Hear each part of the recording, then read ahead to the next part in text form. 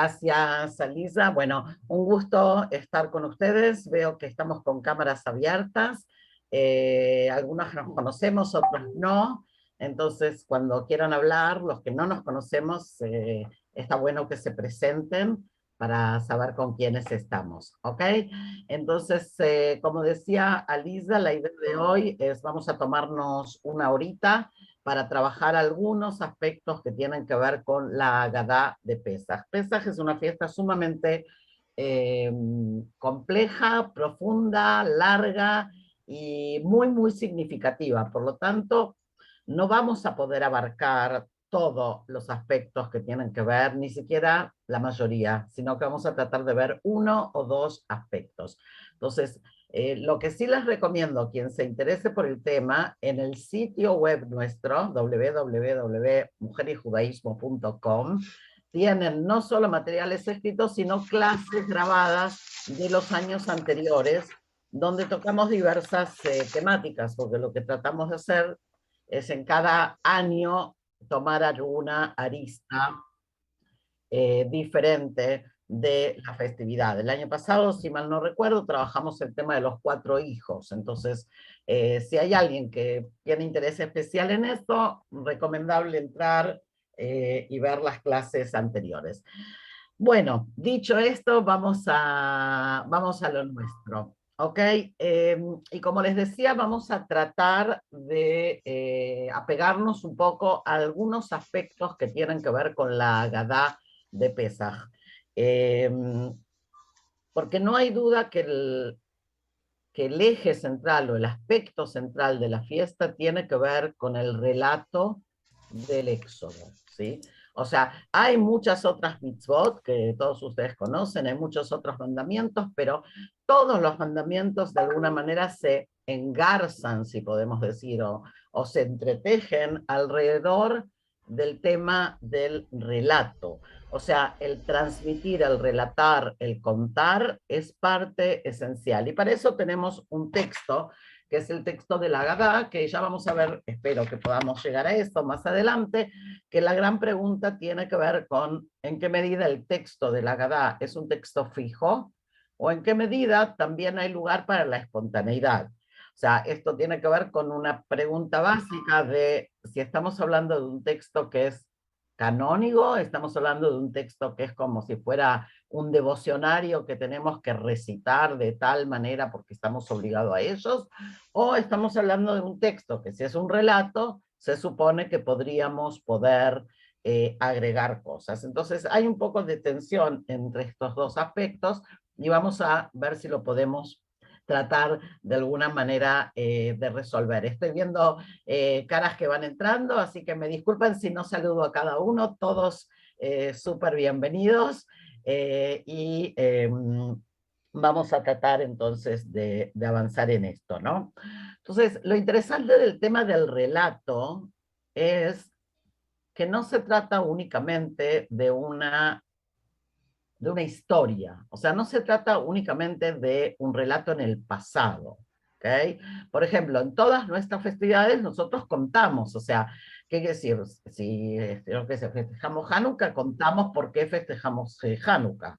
Y si festejamos Purim, contamos, o sea, la parte histórica está presente, porque si no carecería de sentido lo que estamos haciendo hoy. Sin embargo, en Pesaj esto es un poco diferente. No se trata de una memoria del pasado, sino que se trata de una memoria del pasado, pero al tiempo que se actualiza de alguna manera en el presente y de manera muy interesante también se proyecta hacia el futuro. O sea, es una fiesta que tal vez porque tiene que ver con esto de la redención, hay alguien que tiene el micrófono abierto. Ok. Es una fiesta que tal vez decía, como tiene que ver con los aspectos de la redención, tiene un carácter como más allá del tiempo, o un carácter atemporal, no sé bien cómo, qué palabra usar, pero es como que convive pasado, presente y futuro en el mismo momento, porque estamos en el aquí y en el ahora, redimiéndonos de Egipto. Y al mismo tiempo estamos recordando algo que pasó, pero al mismo tiempo estamos pensando en la redención futura, que será la redención final. Entonces hay un aspecto muy interesante de cómo logramos generar a través de la transmisión ese clima, ¿sí?, en la mesa, en el hogar, para que esa vivencia del Seder de Pesaj transite estos espacios, o sea, transite también el pasado, también el presente y también el futuro. Y no hay duda que para eso la Agadá ocupa un lugar central, ¿no? Ya dijeron nuestros sabios que Benizán Nigalú, Benizán Atirim Leigael, o sea, en Nisan nos redimimos, ¿no es cierto? En el mes de Nisan nos redimimos, salimos de la esclavitud, pero también en el mes de Nisan, en el futuro, seremos redimidos. O sea, este concepto de presente y futuro está, no porque está de moda en el siglo XXI, sino porque está desde el inicio. O sea, ya el Talmud y la Gemara y la Mishnah ya lo marcan así. O sea, estos elementos un poco atemporales. ¿Ok? Eso como una primera aproximación. Como una segunda puerta, digamos, por la que podemos entrar, es recordar siempre que como la mayor parte de nuestras festividades, también Pesaj tiene más de una dimensión, ¿no es cierto? Tiene una dimensión histórica, que es lo que acabamos de hablar, en cuanto al tema de la salida de Egipto, tiene una dimensión que tiene que ver con el ciclo de la vida, por llamarlo de alguna manera, con la naturaleza. En este caso estamos hablando del inicio de la primavera, o sea, Nisan es el mes de la primavera, la fiesta es llamada, ¿no es cierto?, Hag Aviv, y de hecho todo nuestro calendario gira en torno a este primer momento, que es el primer mes del año, que es Nisan, ¿sí? O sea, desde el punto de vista del conteo de los años, Nisan es el primer mes del año desde el punto de vista del conteo histórico, ¿sí? No vamos a entrar ahora en esto, pero la mayoría de ustedes saben que tenemos más de un año nuevo, ¿sí? Y Nisan es sin duda el más importante. Rosh Hashanah, que hoy lo llamamos Año Nuevo, es en el mes séptimo. El conteo comienza con Nisan, ¿ok? Ahora, la fiesta tiene entonces un elemento histórico, un elemento agrícola, natural, y tiene, como todas nuestras fiestas, un elemento que podríamos llamar espiritual. Y lo especial es justamente, creo yo, esto, y a veces lo perdemos un poco de foco, que estamos hablando de una fiesta que es una especie de gran fiesta de agradecimiento, si podemos decirlo así. O sea, el Seder no es solo, como recién hablábamos, no es solo el relato, es también el estar reunidos aquí y agradecer. O sea, hay un elemento de odayá, hay un elemento de dar gracias, ¿sí? Es como si fuera una fiesta, una comida, porque obviamente la comida ocupa un lugar también muy importante en el Seder, ¿no es cierto? Que tiene que ver con agradecer por la redención, la pasada y la futura, ¿sí? O sea, otra vez, es un agradecer permanente. Y en ese sentido hay en la Haggadah varios textos que tienen que ver con el tema del agradecimiento. Hay un texto muy conocido que muchos de ustedes seguramente lo conocen, que es el texto de Dayenu, ¿sí? Si Dios hubiera hecho tal cosa, nos bastaría, ¿no es cierto? Si nos hubiera sacado de Egipto, nos bastaría. Si era, nos bastaría. ¿Por qué? Porque estamos agradecidos por lo que nos dé. Entonces, nos dio un montón, pero también si nos hubiera dado poco, también bastaría, ¿ok? Pero sin duda el texto central del agradecimiento es el texto del Alel, o sea, el texto del canto de Alel, o en español Aleluya, nosotros lo hablamos en hebreo, es el canto del Alel, que está compuesto por diferentes capítulos, ¿sí?, de los salmos, que enseguida voy a intentar compartir pantalla y que lo veamos juntos, porque creo que vale la pena. Ahora, el texto del Alel es un texto que se recita, o que se canta, mejor dicho, en muchas oportunidades festivas. O sea, en la gran mayoría de nuestras fiestas, ¿no es cierto?, hay Alel. En algunas hay alel completo, en otras hay alel incompleto.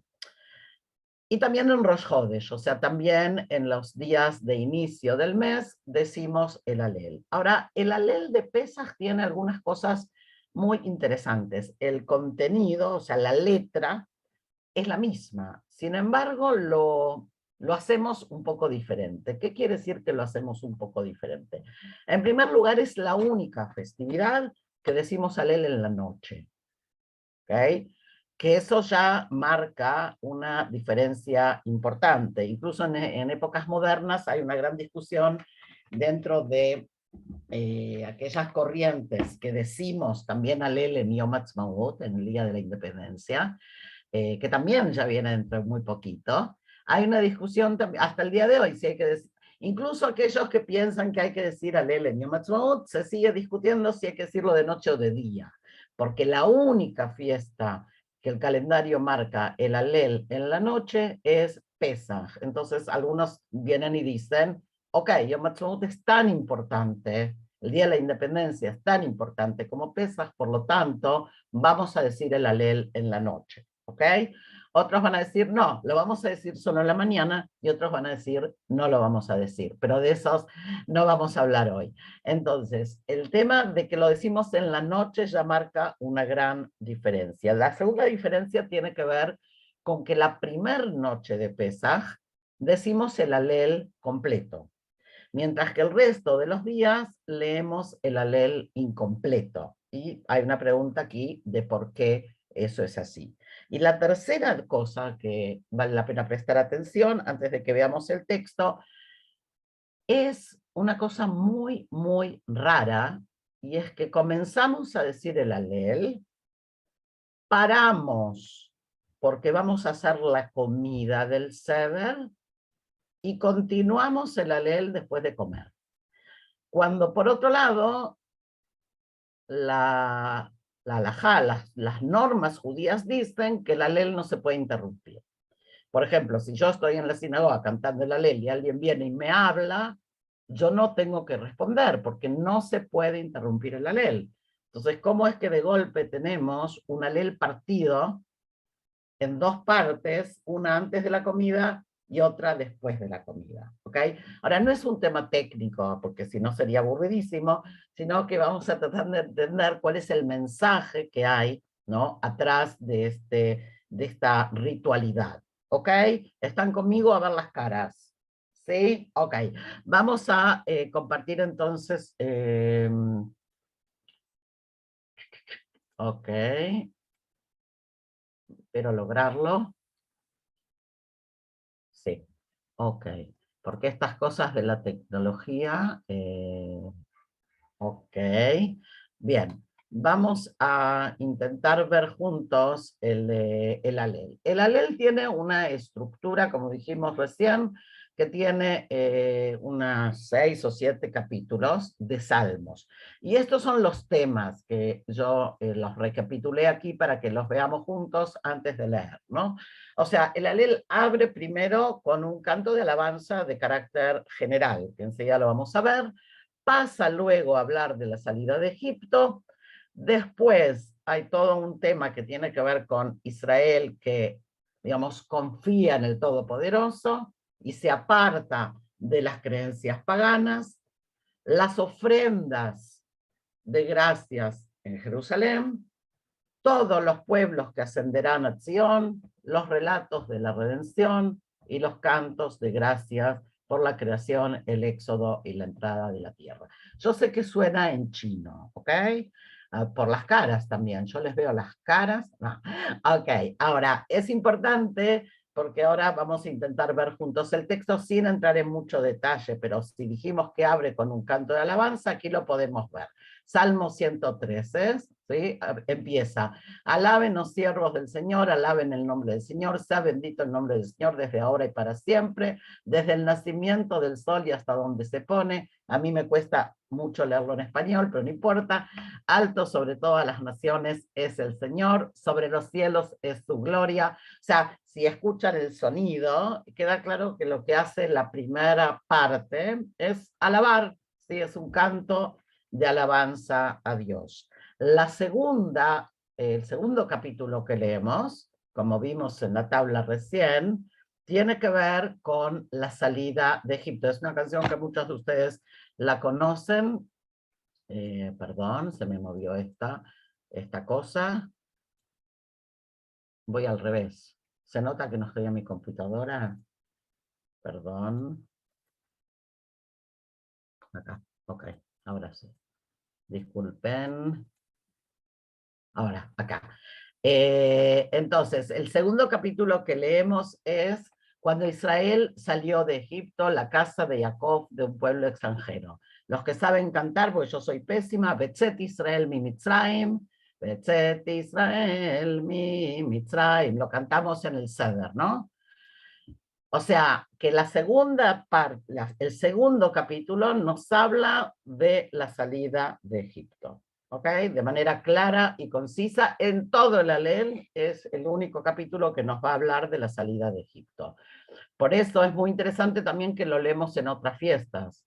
No es que leemos esto porque es Pesaj, esto se lee también en otras fiestas, entonces el lugar que ocupa, ¿no es cierto?, el tema de la salida de Egipto es fundamental en todas nuestras festividades, como recién vimos. Ahora vamos a ver un chiquitín de algún otro capítulo, sin entrar en mucho detalle. Por ejemplo, no a nosotros, oh Señor, no a nosotros, Lolanu, sino a tu nombre da gloria. O sea, lo que estás haciendo no es solo por nosotros, es por tu propio nombre que das gloria. Porque han de decir las naciones, ¿dónde está tu Dios? Nuestro Dios está en los cielos. Ha hecho todo lo que ha querido. ¿Se acuerdan que cuando vimos los títulos les dije que la tercera parte es como el reconocimiento de Dios, ¿sí? Dios es uno, está en los cielos, hay como una reafirmación de la fe, ¿ok? O de la fe o de la creencia del pueblo judío. Y entonces va a seguir avanzando en todo este capítulo, ¿ok? Un poco este juego de la diferencia entre el pueblo de Israel y los otros pueblos. Si quieren tomar nota, es el capítulo 115, o sea, fíjense cuando después tranquilos en casa, pues, o en la Gadá, o en cualquier Biblia pueden ver los salmos, ¿sí? El 113, el 114, el 115, seguimos con el 116, ¿ok? Amo al Señor, pues ha escuchado mi voz y mis súplicas, porque ha inclinado a mí su oído, por tanto lo invocaré todos mis días. Me rodean las ataduras de la muerte, me encontraron las angustias del Sheol, en angustia y en dolor me encontraba, entonces invoqué el nombre del Señor. Libera, oh Señor, mi vida, clemente y justo es el Señor. Otra vez, volvemos, ¿no es cierto?, al tema de la salvación, de la alabanza, de la redención. Yo voy a parar aquí de compartir para que podamos vernos también y conversar. La primera pregunta es, ¿por qué partimos el Alel en dos? ¿Okay? ¿Y dónde lo partimos? O sea, ¿en qué lugar se parte? Y lo interesante es justamente eso, que leemos las dos primeras partes, o sea, la alabanza y la salida de Egipto, y todo lo demás queda para después. Entonces, algunos intérpretes, sobre todo Abravanel, cuando explicaron que la división es de carácter temático. O sea, en la primera parte, antes de la comida, estamos hablando del pasado. Y en la segunda parte, después de la comida, vamos a hablar del futuro, de la esperanza, de la redención que va a venir, de la fe en Dios. ¿Okay? Entonces, la primera parte, que es antes de comer, estamos imbuidos en, si ustedes quieren, en estado de esclavitud. ¿Sí? O sea, si hablábamos antes de que esto es como una actualización de la situación, entonces en la primera parte estamos en la esclavitud y después de la comida estamos en la liberación. ¿Okay? Es como si la comida fuera una especie de pasaje. Ahora, eso resuelve un tema, resuelve el tema temático, ¿ok? Pero no nos resuelve el tema de cómo es que interrumpimos cuando la norma dice que no se puede interrumpir. De manera muy interesante, algunos explican que en realidad no se considera la comida una interrupción, lo cual es algo muy, muy interesante, porque la comida de pesas, como ustedes saben, no suele ser de un solo plato, ¿no es cierto? Suele haber un primer plato, y después un segundo, y después un tercero, y después un cuarto, o sea, suele ser un banquete con todas las delicias de la mesa. Entonces decir que eso no es una interrupción parece ser un poco raro. Pero es muy interesante porque lo que plantean es que la comida es parte del ritual. Y para explicarlo traen otro ejemplo que es en Rosh Hashanah, cuando se toca el shofar, se para y se lee del devocionario. Se toca el shofar, se para y se lee del devocionario. O sea, va el shofar y la plegaria, el shofar y la plegaria, que también teóricamente no debería de ser así. O sea, también el shofar no se puede interrumpir. Entonces, ¿qué hacen los sabios? Consideran a la plegaria como parte de una misma unidad con el shofar. De la misma manera que van a considerar la comida, ¿sí? Sobre todo, piensen que nosotros estamos hablando de los platos de comida, ¿sí? Pero en realidad estamos hablando de la comida del cordero del sacrificio de Pesaj. Entonces, la comida del sacrificio es parte, ¿sí? Integral de toda la ceremonia. Entonces, por eso es que los que consideran esto consideran que no hay interrupción. Y una cosa muy curiosa y muy simpática que también encontré buscando para la clase, porque me llamó la atención esto, entonces fui a buscar, eh, es que la Gemara en Ta'anit, en el Tratado de Ta'anit, si alguien quiere verlo, en el Tratado de Ta'anit, página 25, plantea Rabbi Tarfón lo siguiente: Ein ombrim alel, ela al nefesh svea ukeres malé. No se dice el alel, sino con el alma satisfecha y el estómago lleno. Entonces, no es casualidad que lo plantean en el tratado de Tanit. Tanit quiere decir ayuno, ¿sí? Entonces, en el marco de la discusión de los ayunos, aparece este tema del alel, que en los días de Tanit, obviamente, no se dice alel. Y explica Rabbi Tarfón, ¿cómo vamos a ir alel? Alel no se puede decir si uno no tiene el nefesh, el alma satisfecha, hoy diríamos el corazón contento, ¿sí? O sea, si no está uno en estado emocional de agradecimiento, de alegría, ¿cómo va a decir? Y mucho menos si está muerto de hambre, ¿no es cierto? Entonces, Pesaj no es un ayuno, pero la ceremonia se hace tan larga que hasta que llegamos a la comida, uno como que ya quiere comer. Entonces, viene Rabbi Tarfón y dice: no se puede decir el alel, salvo que uno esté en situación psicológica, diríamos hoy, de agradecer. Y para eso uno tiene que estar bien, uno tiene que estar satisfecho, tanto espiritual como físicamente. Las tres cosas combinadas me parecieron, a mí por lo menos, espero contagiarlos, pero me pareció sumamente interesante. ¿Ok? La segunda pregunta entonces es: ¿por qué decimos el alel completo la primera noche y el resto de los días decimos el alel incompleto? La explicación más conocida por todos, los que conocen del tema, normalmente es que no decimos el alel completo porque dice el Midrash, y también lo va a marcar el Shulchan Aruch, cómo podemos estar alegres o cómo podemos cantar cuando los egipcios están muriendo en el mar, ¿sí? O sea que no podemos alegrarnos durante 7 días de manera completa, porque también hubo sufrimiento humano, ¿ok?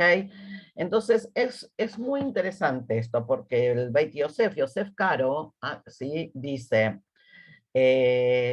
para explicar esto, cita en Proverbios la expresión: cuando caen cuando caiga tu enemigo no te alegres. Bilpolo y Bejal Tismach. Cuando cae tu enemigo no te puedes alegrar. Y el Midrash nos cuenta una historia que tal vez algunos de vosotros conocéis, porque es bastante conocida, de que los ángeles, ¿no es cierto?, empezaron a cantar el Alel, y entonces Dios los paró y les dijo, ¿cómo se atreven a cantar cuando las obras de mis manos se están hundiendo en el mar? ¿Sí? Las obras de mis manos, o sea, las criaturas, los seres humanos, los egipcios, están muriendo en el mar. Esa es la explicación más clásica, más tradicional, la que aparece también en el Shulchan Aruch. Sin embargo, es muy interesante que la Gemara en realidad trae otra explicación, mucho más técnica tal vez, y por eso quedó un poco en desuso, pero también interesante de mencionarla para entender este mecanismo. Y lo que la Gemara cita tiene que ver con los sacrificios. Recuerden otra vez que nosotros nos cuesta mucho pensar en esto, pero cuando estamos hablando de Pesaj, en realidad estamos hablando del sacrificio de Pesaj, o sea, estamos hablando del cordero que se sacrificaba y se asaba para comer, ¿sí? Eso es Pesaj. Zebach Pesaj, el cordero de Pesaj, la ofrenda de Pesaj, ¿sí? Y la Gemara plantea que hay sacrificio el primer día, y el resto de los días no hay sacrificios especiales, o sea, hay los sacrificios diarios, pero no hay sacrificios de pesas, no hay sacrificios especiales. Por lo tanto, el alel completo corresponde al primer día porque es el día, ¿sí?, del sacrificio. Y el resto de los días son en ese sentido como días menos festivos, de otra categoría, podríamos, y todo eso lo sabemos, porque también para nosotros el primer día sigue siendo el día, en la diáspora los 2 primeros días, y los otros días tienen como una jerarquía un poco menor, ¿ok? Entonces es interesante ver esta explicación que lo comparan otra vez con Sukkot. En Sukkot hay sacrificios especiales y nuevos cada uno de los 7 días de la fiesta. Por lo tanto, se dice Alel todos los días, completo. ¿Ok? Y ahí está la comparación que hacen entonces los sabios en la Gemara entre el Alel en Sukkot, que es también una de las fiestas de peregrinaje. Recuerden que dijimos que en las fiestas, o sea, decimos Alel en Sukkot, en Pesach, en Shavuot, en Hanukkah, en Purim no vamos a entrar ahora, pero la explicación por la cual no decimos Alel es que la lectura de la Megilá cumple en parte el sentido del Alel, y por otro lado hay quienes opinan que no se puede decir el Alel porque no fuimos redimidos de manera completa, ¿sí?, en Purim, porque nos quedamos en la diáspora, etcétera. No vamos a entrar ahora en eso, pero volviendo entonces a la ley de Pesaj, eso sería la primera parte, ¿sí? O sea, el por qué el primer día y la diferencia con los otros días. La segunda pregunta muy interesante que se plantean los sabios es si agradecemos, o sea, si decimos el alel, porque es un canto de agradecimiento, o si decimos el alel por lo que dije recién, porque así corresponde hacerlo en todas las fiestas, ¿sí? Entonces no tiene un carácter tan especial, es algo que hacemos siempre. Y en esto uno puede decir, ¿y qué diferencia hay? La diferencia, chicas, tiene que ver con las mujeres. Si el alel es una cosa que se dice porque hay que decirlo en ese momento, entonces cabría la pregunta de qué pasa con las mujeres en cuanto a que estamos hablando de un mandamiento que depende del tiempo, ¿sí?, al cual las mujeres no necesariamente están obligadas. Mientras que si estamos hablando de un canto de alabanza y agradecimiento por el milagro de la salida de Egipto, por la redención, entonces la Gemara dice muy claramente, Gam Nashim Ayube Otoanes. O sea, también las mujeres obviamente fueron parte de ese milagro. Y hay quienes van a explicar que no solo fueron parte de ese milagro, sino que, como ustedes ya lo saben, detrás de cualquier gran hombre hay una gran mujer y en este caso unas cuantas mujeres. O sea, detrás de Moshe hay toda un grupo de mujeres que son en realidad quienes traen a Moshe a donde lo traen, empezando por su madre, siguiendo por su hermana, pasando por las parteras, pasando por la hija del faraón, pasando por su esposa Tzipora. O sea, hay todo un grupo de mujeres que, sin las cuales Moshe no sería quien es. ¿Sí? Y es más, la Gemara dice, o sea, por el mérito de las mujeres justas, fuimos redimidos de Egipto. Y no vamos otra vez, no voy a entrar en los detalles, pero lo pueden ver también en el sitio. La explicación tiene que ver cuál es el mérito de las mujeres de la generación de Egipto, el haber continuado procreando a pesar de las terribles condiciones de la esclavitud y tener presente, ¿sí?, el tema del futuro del pueblo.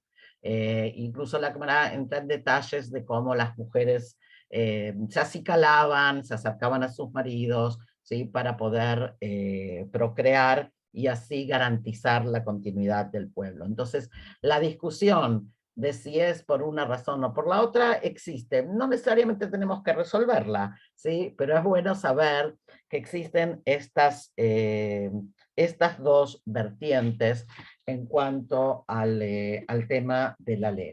¿Ok? Ahora, empecé por el alel, que como dijimos recién, es el medio del ceder, porque está antes de la comida y después de la comida. Ahora, si nosotros haríamos un dibujo, tendríamos el alel en el medio, ¿no es cierto? Para acá adelante todo lo que vino antes y para la comida, perdón, y todo lo que viene después. Entonces, hay como una cierta estructura que también voy a ver si la puedo compartir con ustedes. Yo intento. Hoy no es mi mejor día de la tecnología porque estoy con un problema en la compu, pero vamos a intentarlo. Aquí. Ok. Ok, perdón. Opa.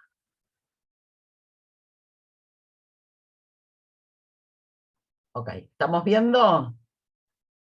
¿Sí? Ok. Acá hay un tema que me voy a meter un poquito y vamos a ir hilando las cosas, ¿no? Primero, el concepto de ceder. La palabra ceder, que quiere decir orden, y es muy interesante que justamente en la fiesta de la libertad, ¿no es cierto?, ponemos orden. Y también es una pregunta, ¿por qué? O sea, ¿por qué es necesario pautar? ¿No es cierto?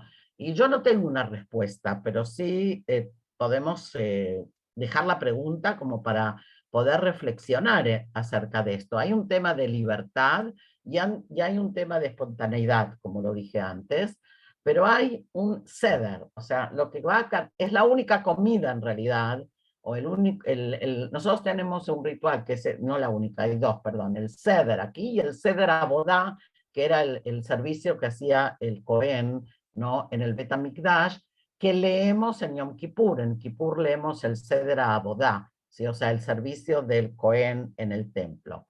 Ahora, fíjense que está pautado exactamente parte por parte qué es lo que se va a hacer esa noche. Y como dijimos, hay una primera parte de la Haggadá hasta la comida, después viene la comida y después hay una segunda parte, ¿no es cierto?, que está con la comida y con las cosas que decimos y las bendiciones que decimos con la comida, y luego la tercera parte que va a venir después de la comida con el alel y la conclusión del Seder con todas las canciones que solemos poner ahí.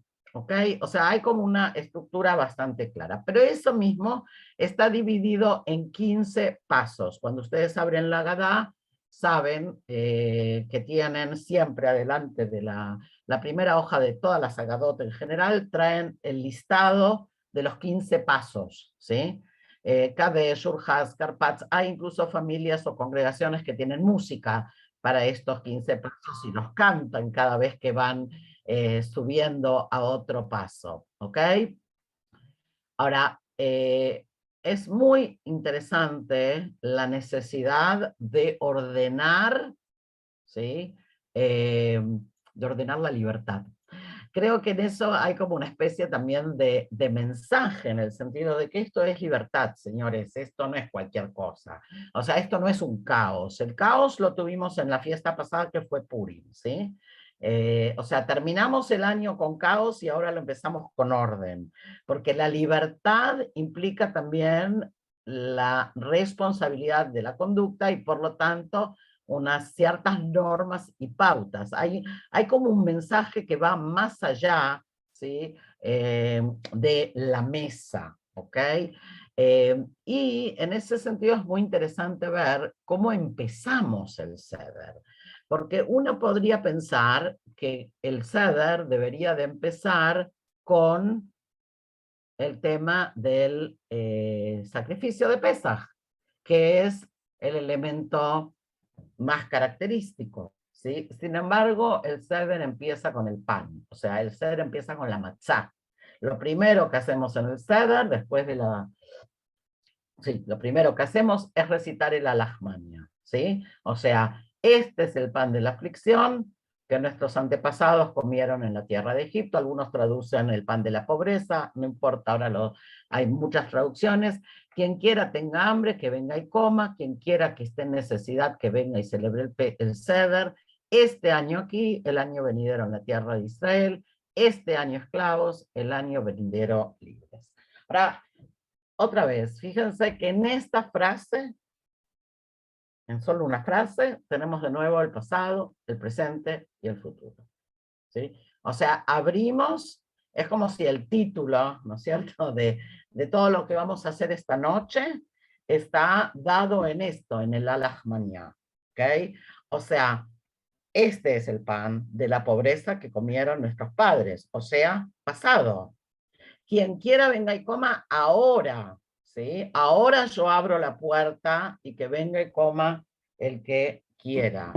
Y este año estamos aquí, pero el próximo en la tierra de Israel. O sea que en una sola expresión logra este texto juntar estos tres tiempos que nos van a acompañar durante todo el Seder. Hay una pregunta muy interesante de por qué eh, en arameo, ¿sí? De por qué el texto está en arameo y no está en hebreo, ¿sí? Hay varias explicaciones, pero la más eh, lógica, digamos, tiene que ver con que es el idioma hablado en ese momento, ¿sí? Porque la lengua vernácula no era el hebreo, sino el arameo. Los Yehudim, los judíos no hablaban hebreo en la dispersión, sino que hablaban arameo. La pregunta es, bueno, ¿por qué no lo decimos entonces, por ejemplo, en español? ¿Sí?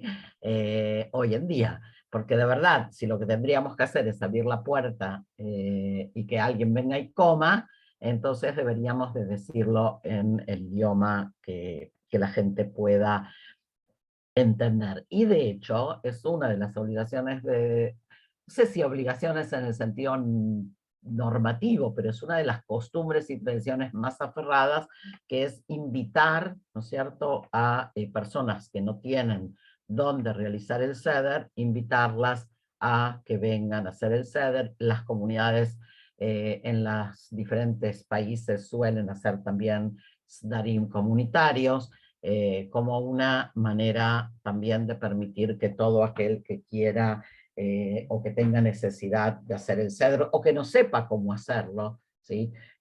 Pueda comer. Y hay aquí también una pregunta de por qué empezamos entonces por la matzá. Pero enseguida vamos a ver el tema de las preguntas. Hasta aquí estamos. Estoy hablando mucho hoy. Ok, abro con un tema más y después abrimos a algunas preguntas. Un tema más, y es que ya en la Gemara aparecen lo que podríamos decir que son los principios rectores de cómo hay que hacer el Seder. ¿Ok? o mejor dicho, de cómo hay que hacer el relato. ¿Se acuerdan que dijimos que la parte central del Seder tiene que ver con el relato, ¿sí? O sea, con la Agadá. Y lo primero es Manishtaná, o sea, ¿qué cambió esta noche? ¿Sí? Que tiene que ver con el tema de la pregunta. Enseguida lo vamos a ver en pantalla. Entonces, el primer principio es el principio de la pregunta y la interrogación, que va a estar muy presente en el Seder. El segundo principio es el tema de que comenzamos siempre por lo malo y terminamos siempre por lo bueno. O sea, comenzamos Begnai, empezamos por la desgracia y concluimos por el Shebach, por la alabanza. ¿Sí? El tercer principio tiene que ver con los tres elementos centrales, que son Pesach, Matzah y Maror, que enseguida vamos a ver de dónde vienen. Hasta ahí está. Lo voy a poner en pantalla para que lo puedan ver con más claridad, porque creo que sí vale la pena. Tenemos el principio de las preguntas, el comienzo por lo negativo y terminar por la alabanza, y los tres elementos de Pesach, Matzah y Maror. Si nosotros tenemos esto, más el alel, más las 4 copas de vino, ya tenemos el Seder, ¿sí? Entonces, vamos a ver un poco, si se animan, el tema de las preguntas, ¿ok? Y dice la Gemara así: los asistentes sirvieron la segunda copa para el líder del ceder, o sea, para la persona que está conduciendo, y el hijo hace las preguntas a su padre sobre las diferencias entre la noche de Pascua, la traducción entre la noche de Pesach y una noche normal, que es el Manishtaná, ¿sí? Manishtaná, Laila Zemi, Kola Leilot, que es lo que ha cambiado hoy, a diferencia de todas las otras noches. Y si el hijo no tiene inteligencia para hacer las preguntas por sí mismo, su padre le enseña las preguntas. Fíjense qué interesante. No le enseña, le enseña las preguntas.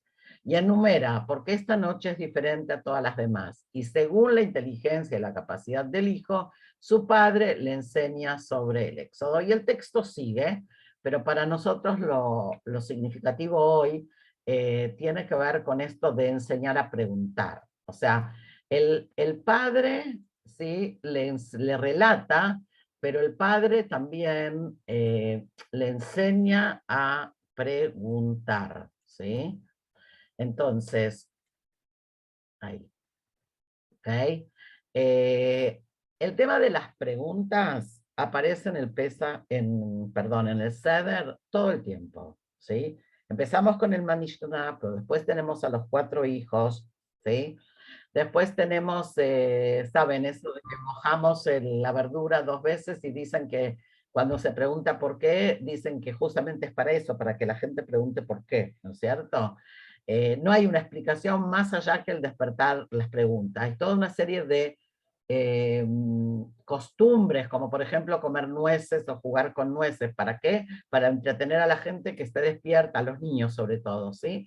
Y que pregunten. O sea, el tema de que los niños pregunten es fundamental, pero cuidado, no quiere decir que la fiesta es para los niños, porque la Mishnah marca que si no hay un hijo para preguntar, pregunta a la mujer, y si no está la mujer para preguntar, el hombre se pregunta a sí mismo. O sea, la obligación de relatar no tiene que ver con que hay hijos o hay niños en la mesa. El relato es también para los intelectuales, los inteligentes, para los que saben, ¿sí? Beafilu kulanu jajamim, bekulanu nebonim, decimos en el Seder. También si somos todos inteligentes y sabios, mitzvah aleinu lesaper beyetziat mitzrayim. Estamos obligados a contar, a relatar, a revivir, a actualizar la salida de Egipto. Y este concepto creo que es muy, muy interesante, porque algunas familias cometen el error, disculpen que sea tan crítica, de infantilizar el Seder pensando que las preguntas son solo para los chicos. Entonces, es verdad que los chicos tienen que preguntar, y es verdad que hay que contestarle a los chicos y hay que hablar en un idioma que los niños entiendan. pero no quiere decir que esa es la única cosa que hay que hacer esa noche. Entonces, hay también el compartir alguna cosa diferente, hay también el tener en cuenta que una cosa son los niños y otra cosa son los adolescentes y otra cosa son la gente joven y otra cosa son los ancianos. O sea, todos tenemos algo para aprender, pensar, reflexionar y todos los años podemos encontrar alguna cosa diferente y nueva para agregar al sentido de el ceder. Ahora, el tema de la pregunta es tan importante que una cosa muy interesante es que uno de los más importantes perushim, uno de los comentarios más importantes que tenemos de la Gadá, que es el comentario de Don Itzhak Abravanel, eh, hace una cosa muy interesante y es que plantea 100 preguntas. O sea, el comentario de él son 100 preguntas a las cuales va a tratar de dar respuesta. ¿Okay? Ahora, me pareció una cosa muy, muy simpática. Aquí les pongo, por si alguien no sabe de quién estamos hablando, ¿sí? De Itzhak Abravanel. Ahora, fíjense que si Itzhak Abravanel, que es un intelectual, un sabio, puede hacer 100 preguntas, yo pensaba el otro día, sería súper interesante hacer el ejercicio de cuántas preguntas haríamos nosotros, ¿sí? O sea, sentarse con la Gadá y preguntar todo lo que a uno se le ocurre preguntar puede ser un ejercicio súper importante para hacer, incluso en la mesa, la noche del Seder, ¿sí? O sea, leemos y qué es lo que podemos preguntar, ¿ok? Ahora, Abravanel abre con dos cosas muy interesantes que les quería, a ver si lo tengo acá. Sí, ok. Esto él escribe en la introducción, fíjense. Pone, ahora tenemos 100 puertas, porque lo llama Shearim, que contienen preguntas y cuestiones que he formulado sobre todos los pasajes de la Gadá y los pasajes bíblicos, basándome en mis limitados conocimientos y comprensión, dice Abravanel. En el comentario de la Gadá intentaré responder a todas ellas. ¿Ok? ¿Y por qué 100? Porque lo toma de un versículo. ¿Ok? Ahora, hay la primera pregunta, les traje nada más porque no les iba a traer 100. ¿Sí? Y la pregunta es, ¿por qué los sabios compusieron a Lachmania? ¿Se acuerdan que hablamos recién? El primer pasaje de la Gadá en arameo, mientras que el resto de la Gadá está en hebreo. Hubiera sido más adecuado que todos los pasajes estuvieran en el mismo idioma, ya fuera hebreo o arameo. En el comentario ofreceré varias explicaciones para este pasaje según los comentaristas. ¿Ok? Que es un poco lo que les decía recién, de que tiene que ver con qué es la lengua hablada, ¿sí? Por todos. Ahora, yo quiero, espérenme, ahí. Quiero contarles lo que él dice sobre la matzá, porque me pareció súper interesante. También, antes de dejarlos preguntar, ¿no es cierto? O sea, nosotros decimos, sabemos, no decimos, que la matzá tiene que ver, a ver, voy a tratar de poner orden, al revés. La Gadá empieza con alajmania. Alajmania dijimos este es el pan, o sea, esta es la matzá. La matzá es llamada pan de la pobreza. Entonces la pregunta es, ¿el pan de la pobreza tiene que ver con un recuerdo del pasado, como estábamos hablando antes, el recuerdo de la esclavitud, o tiene que ver con la redención futura? ¿Okay? O sea, el pan, la matzá, ¿es únicamente un elemento de recordación o también hay en la ingesta de la matzá un elemento que viene a recordarnos o a marcarnos el elemento de la redención? Entonces, son dos cosas diferentes, ¿sí? Si es un tema de redención, no es un tema de esclavitud. ¿Qué es lo que estamos marcando? Y la respuesta que él trae tiene que ver con dos cosas. La verdad que trae un desarrollo como de 3 páginas, solo para explicar este tema de la matzá. Así que, y trae como 6 o 7 visiones diferentes. Y concluye con 2 ideas que todos conocemos. Uno que tiene que ver con que comemos la matzá en recuerdo de que nuestros padres comieron, ¿no es cierto? Y no alcanzó el pan a leudar y a elevarse, ¿no es cierto? Por un lado. Y por el otro, eh, comemos eso porque es, otra vez, el pan también tiene que ver con la autonomía, la libertad, la posibilidad de... Es difícil de explicarlo, pero incluso dicen que la matzá es la redención. O sea, la matzá, esa, ¿sí? La más simple, la más autónoma, la que no necesita de nada para ser, es como si fuera un símbolo de la libertad. Ahí pone Julia el pan de la libertad. Sí, o sea, no es solo pan de la pobreza, podríamos llamarlo, ¿sí? El pan de la libertad. O sea, hay en esa cosa simple, sencilla, rudimentaria, algo que tiene que ver también, no solo con la esclavitud, sino también con la libertad. ¿Ok?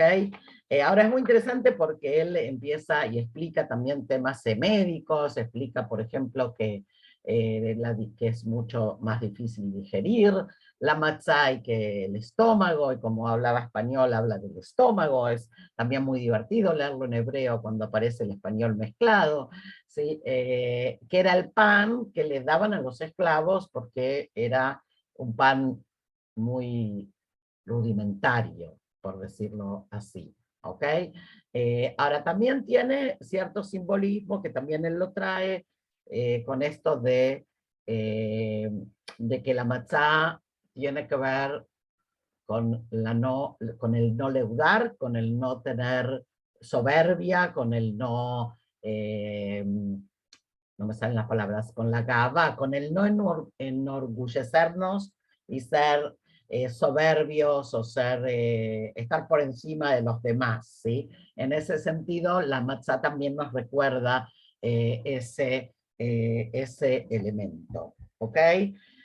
Eh, y lo último que voy a decir antes de abrir un poco al diálogo es esto de Pesach, Matzah, Maror. O sea, Pesach, el cordero, ¿sí? El sacrificio, Matzah, el pan, y Maror, las hierbas amargas, que son las 3 cosas que dice Rabán Gamliel en la Gadá, lo leemos también, ¿no es cierto? Kol Michel Omar, quien no diga estas 3 cosas, no ha cumplido con el Seder. Hay que decir esta noche, ¿no es cierto? Pesach, Matzah, Maror. Hay que decirlo. Y es muy interesante porque no solo hay que decirlo, hay que comerlo, ¿sí? Entonces, acá hay un elemento muy interesante entre el hablar y el comer, que no sé si hay psicólogos por ahí, pero hay algo que a mí me suena un poco como esto de la internalización. O sea, tengo que hacerlo parte de mí, también diciéndolo, porque no es lo mismo lo que digo que lo que pienso, ¿no es cierto? El compromiso de la palabra dicha es mucho más fuerte que lo que pienso para adentro, ¿no es cierto? Decir es hacer, o sea, el decir es una acción, ¿ok? Entonces, hay un decir y hay un comer, o sea, hay también una cosa hacia afuera y hay también una cosa hacia adentro que es sumamente interesante. Y después que hacemos eso, decimos, Behol Dor Vador. O sea, en cada generación debe recordar, debe sentirse el hombre, perdón. Hayaf Adam Lirote Tatzmo, debe verse el hombre como si él mismo hubiera salido de Egipto. Entonces, interesante también que eso viene después que ingerimos. O sea, hay como esta cosa que decíamos al principio de hacer parte, actualizarlo, vivirlo, y una vez que lo hago, entonces puedo empezar a hablar de esto de que cada generación debe sentirse eh, como si él mismo hubiera estado en Egipto. Creo Creo que hacía mucho que no hablaba tanto tiempo seguido. Ok, vamos a abrir un poquito, tenemos unos 15 minutos, vamos a abrir un poco a preguntas antes de hacer un cierre, si es que hay preguntas o comentarios, Bacallá.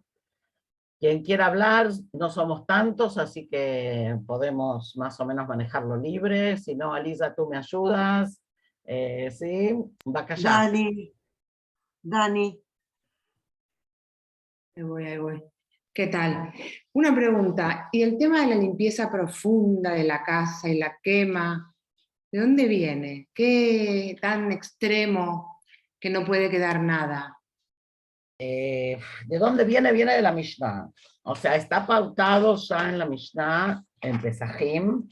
O sea, tenemos un tratado, ¿sí? Que se llama Tratado de Pesajim. Ahí está todo. El que tenga ganas de leerlo. Y ahí está pautado el tema del Hametz. O sea, el tema de las obligaciones en cuanto a que el Hametz no debe, digamos, no se debe ingerir, no se debe ver, ¿no es cierto? Y no se debe poseer. Son tres cosas, no es solo no se come. Ahora, la locura de la limpieza yo creo que tiene que ver con, ¿no me están grabando? Sí, bueno, tiene que ver con los que venden productos de limpieza. O sea, hay un tema que cada vez se hace más loco con el tema de la limpieza. Ahora en serio. Yo creo que se juntan acá varios elementos. Hay un elemento que tiene que ver otra vez, con que no tiene que haber hametz y hay que cumplir con la norma, ¿ok?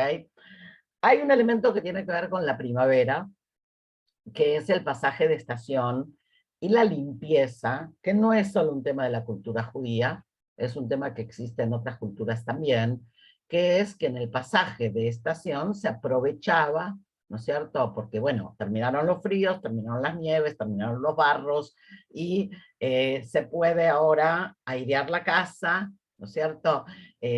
Sacar los colchones, todas esas cosas que no hay cuando hacerlas en todo el invierno. Entonces, llegó la primavera y limpiamos. ¿Okay? Ahora, una cosa es limpiamos y otra cosa es nos enloquecemos, ¿sí? Entonces, no hay ninguna norma que diga que hay que enloquecerse. La norma tiene que ver con el hametz. Y como me dijo el otro día, por ejemplo, yo el otro día entré a la sinagoga y dije, qué sucia que está la cocina, esto no está para Pesaj, dije. Entonces me dice uno, la suciedad no es hametz. Y es verdad. O sea, una cosa es la suciedad y otra cosa es el hametz. Claro, si nos enloquecemos, no pensamos en eso, ¿sí? Entonces, por eso digo que tiene que ver con que aprovechamos la volada, aprovechamos el momento que es también el cambio de estación, y bueno, como todo en la cultura, hay una cierta tradición, ¿no? Que se ha hecho. En una época están los que se enloquecen limpiando, están los que se compran la fábrica de aluminios y cubren absolutamente todo, ¿sí? O sea, falta que cubran el piso. O sea, tampoco. Yo creo que hay que tener un cierto criterio, ¿sí? También primero porque cuando uno tiene criterio, tiene un sentido, ¿sí? Las cosas. Y por otro lado, para no llegar a la noche del Seder en un estado imposible de compartir la mesa, porque suele ser una, ¿sí? Perdonen los hombres presentes, pero suele ser una, y llega agotada, ¿sí? Ahora, uno tiene derecho a disfrutar y a participar, y eso es lo importante, o sea, no perdamos de vista lo que es importante. La halajá va a estipular incluso que la sirvienta, porque saben, también había sirvientas judías, ¿no? Está obligada a sentarse a la mesa del Seder. O sea, aún si tiene que servir la comida, porque es la noche de la libertad. Entonces, no tiene sentido que nosotras estemos pendientes de toda esta parte y nos olvidemos de la parte fundamental. Por lo menos así lo siento yo. ¿sí? Bacallá, Jabrim, sí. Lili dice, ¿por qué comemos recostados? Cosa que también se pregunta en las preguntas. Ah, es una pregunta, ¿por qué comemos recostados? Kulanu mesubim. Claro. Porque tiene que ver con la libertad, o sea, la costumbre de comer reclinados tiene que ver con que en los banquetes de la antigüedad los hombres libres, ¿sí? Comían reclinados generalmente en una especie de sofá, no sé, tiene un nombre, un canapé, Cheslón, como un una especie de chelón, cheslón. sí. Y los siervos le servían la comida, ¿sí? Entonces, esta noche somos todos libres. Y como somos todos libres, todos comemos cómodos. Hoy muy poca gente comen recostados, pero se puede tratar de imitar y de recrear. Hablábamos antes de esto de la ambientación, ¿no es cierto? O sea, cómo se genera la vivencia para que ayudemos a que quede marcado este día, ¿no? Y eso se hace no solo con la comida y la lectura, sino con una serie de cosas que se pueden generar dependiendo de la familia, dependiendo de la casa. Nosotros, por ejemplo, ya hace unos años que empezamos a hacer el seder sobre almohadones sentados alrededor de una mesa baja. Hablábamos antes de esto de la espontaneidad y la libertad. El ceder está pautado. No podemos quitar, pero podemos agregar. O sea, que tengamos los 15 pasos y que tengamos las obligaciones, no quiere decir que no podemos agregar una canción que nos gusta, o un poema que nos inspira, o una reflexión, o un juego, o una representación teatral, ¿okay? O sea, otra vez, dependiendo de quién esté alrededor de la mesa, hay familias que hacen concursos de preguntas y respuestas, y hay otros que hacen juego de disfraces, ¿sí? Cada uno con sus costumbres, pero sí es importante, creo yo, poner ese elemento de espontaneidad personal o familiar que marca la experiencia también de los niños, pero también de los adultos. ¿Ok? ¿Alguien más, Javerim? ¿Alguna pregunta o alguna Yo sí quería. acá? Yo Yoshi. sí. Es con respecto al arameo. Sí. El primer ceder se supone que fue la noche que salieron de Misraim. ¿Qué idioma se hablaba en ese momento? Y si no, ¿cuándo se estipuló el ceder? No, el primer Porque ceder en no el es. orden histórico no me queda cuándo se habló arameo y No. por qué se Ok, el continuó. ceder no se hace en Egipto. En Egipto lo que se hace es el corbán. Por eso, Al repito, Corbán. Pesaj es sinónimo de corbán. O sea, cuando las fuentes hablan de Pesaj, están hablando del corbán, están hablando del sacrificio de Pesaj. ¿Ok? La Agadá es un texto posterior. Como acabamos de ver, la Mishnah va a hablar ni siquiera de toda la Agadá, sino que va a marcar Manishtaná. O sea, las partes esenciales están ya marcadas en la Mishnah.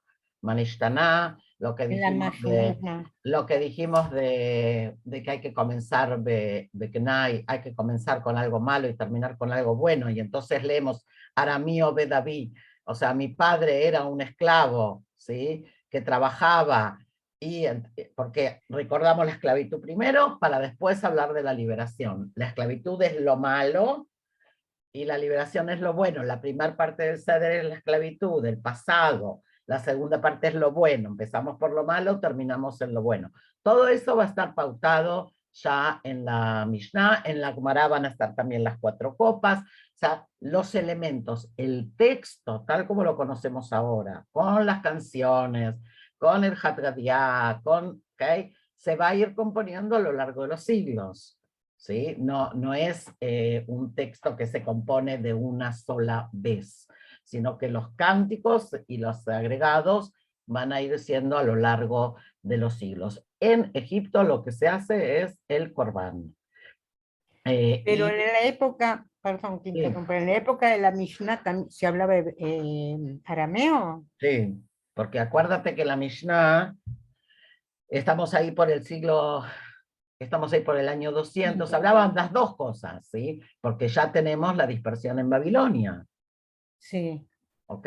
Entonces, ya cuando, a ver, Corbán hay mientras hay templo, ¿no es cierto? El templo se destruye en el 70 y la Mishnah se cierra en el 200. Entonces, Sí. ya los textos, parte de los textos están ya en arameo. Ahora, interesante la pregunta esta, ¿por qué ese texto? Entonces, la respuesta es, porque ese texto está escrito para ser dicho de verdad en la puerta. O sea, para que la gente abra la puerta y diga, vengan a comer. ¿Se entiende?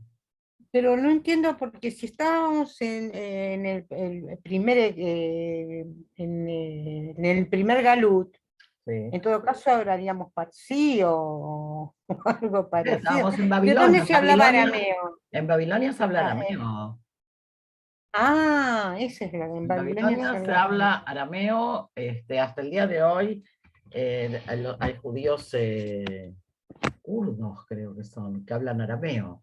O sea, Esa era mi el ignorancia, el claro. idioma que se habla en Babilonia es el arameo. Por eso la Gemara sí está en arameo. O sea, por eso el Talmud Ah, tiene tanto arameo, porque se escribe en Babilonia. ¿Ok? ajá. A Es ver. una misma contar, contar la salida de Egipto, no cantar. Ah, Es porque diferente. dice Claro. cantar acá. Sí, contar. Beigata levirja, con eso abrimos. O sea, Claro. es obligatorio el relato, ¿ok? Solo que en lugar de hacerlo como un relato, Eso es. con eso abrimos, ¿no es cierto? Lo hacemos con esta producción, ¿ok? Justamente para lograr los objetivos que queremos, que tienen que ver, por un lado, con la transmisión, que tienen que ver con el pasado, pero que tienen que ver con el presente y tienen que ver con el futuro. O sea, lo que queremos de alguna manera es hilvanar, ¿sí? Queremos también como hilvanar a todas las generaciones en esta cadena que tiene que ver con lo que fue, lo que es y lo que será, como parte de esa vivencia nacional, ¿ok? Entonces es parte de ese juego, por eso es todo este performance que hacemos, ¿no es cierto?, alrededor de la mesa, y cada comunidad y cada etnia o cada grupo étnico tiene sus costumbres también, ¿sí? La pregunta de Motzi Matzah, sí, porque no, el Motzi Lechem Min Haaretz, el pan que comemos, es el de Matzah, son dos bendiciones, una es Motzi Lechem Min Haaretz y la otra es por la matzá en sí, ¿ok? A propósito, todo eso, ya que lo preguntaron, está en la Sagadot. O sea, lo que más recomendable es tener una buena Agadá, donde está escrito no solo el texto de la Agadá, sino paso por paso qué es lo que hay que hacer. Y hoy en día hay muchísimas Agadot, con traducción al español, ¿ok? Que dice paso por paso lo que hay que hacer, incluso en red, si se pueden encontrar, ¿ok? Jabrim, nos queda como 1 minuto y medio. Quería decir algo que me despertó, lo que vos comentaste acerca de el pan de la pobreza de Abravanel. En el sentido de que es en recuerdo, pero que también es autonomía, es libertad y es símbolo de la redención, que tiene que ver justamente con abrir la puerta a quien no tiene comida. Y vos hablaste de la internalización. Me parece que ahí es donde también de alguna manera cierra la internalización de lo que estamos diciendo con el compromiso del hacer, ¿no? Me parece que es como un círculo que engloba a todo, ¿no? Bien. Dani, ¿querías preguntar algo? Y yo digo una cosita para cerrar. Sí, Dani. Sí, pero bajé la mano, como dijiste que queda 1 minuto. Cuando vos decís futuro, si en el futuro viene el Mesías, la redención ¿Qué se pasa? anula. O ¿Cómo se sea, anula? y porque ya está. ¿Y qué quiere decir se anula? Y que vos estás pidiendo algo que llegó. Se concretiza, no se anula. Eso, sí, entonces no hay más ceder. ¿No?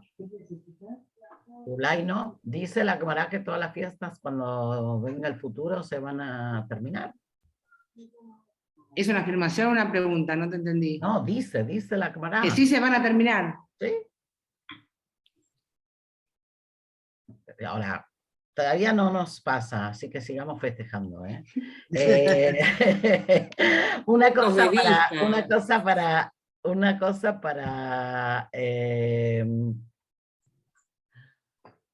para cerrar, que tiene que ver también con esto del pan, que también es una pregunta de Abravanel, ¿por qué empezamos con el pan? Porque en realidad deberíamos empezar con el Pesaj. O sea, si el Corbán es el elemento central, o fue el elemento central en el Pesaj original, ¿no es cierto? Deberíamos de empezar el Seder con el Cordero, y lo empezamos con el pan, y lo empezamos con el alajmañá. Entonces, una explicación muy bonita que encontré ahí es que es más fácil invitar al pobre a comer pan, para que no se avergüence. O sea, una cosa es, ven a compartir mi pan de pobreza, y otra cosa, yo tengo y te voy a dar cordero. ¿Ok? Entonces hay como un elemento muy interesante en esto de, ahora cuando abrimos la puerta, cuando empieza el Seder, somos todos libres y somos todos iguales. Y todos comemos este pan de la pobreza. Me pareció yo no lo había pensado, lo encontré hoy leyendo y me pareció interesantísimo. Así que bueno, como ven, tengo un montón de cosas para mi Seder este año. Sí, Ale, y terminamos. Pero toda comida se comienza con el motzi lejamina. Sí. O sea, ¿qué diferencia tendría que haber en Pesach? Fuera que en vez de lejem es matzá. No, pero empezamos con el alajmania. Antes de hacer la bendición del pan, decimos el alajmania. O sea, antes incluso porque la bendición del pan la vamos a hacer mucho después. De cualquier manera estás trayendo el pan aunque no la bendija. En el centro de todo, ¿no? Y por eso, entonces la pregunta es justamente esa, ¿cómo es que ponemos la matzá antes del corbán? O sea, podríamos abrir el Seder leyendo cómo se realiza el corbán, que a propósito en algunas sagadot está. O sea, en algunas sagadot, si ustedes abren, van a ver que antes del Seder está la descripción de cómo se realiza el corbán de Pesaj. O sea, cómo se realizaba, ¿sí? Porque si el corbán es el elemento central, entonces deberíamos de leer eso, ¿ok? O sea, que hay quienes dicen que leer la descripción del corbán es como si uno estaría haciendo el corbán, ¿no? Entonces, leer, así como en Yom Kippur leemos el Seder Abodá. O sea, en Yom Kippur leemos lo que hace el sacerdote, porque no hay un sacerdote que lo haga. Entonces, deberíamos, si siguiendo esa lógica, deberíamos de leer el corbán y después empezar. Pero dicen, no, empezamos justamente abriendo la puerta, invitando al pobre a comer el pan. Como una cosa muy simbólica, pero también como una cosa muy real. O sea, no se queden con el simbolismo. La idea es que de verdad invitemos. ¿Ok? Así que bueno, maratónico, pero lo hemos logrado. Y les repito, hay más temas y hay más cosas, están en el sitio. Solo desearos a todos un Hag Sameach y que veamos pronto la redención. Y para todos los cautivos y para todos los que de alguna manera, aunque no nos parezca, estamos cautivos. Así que nos vemos la próxima y disfruten, aparte de limpiar, disfruten. ¿Ok? Ok, toda rama.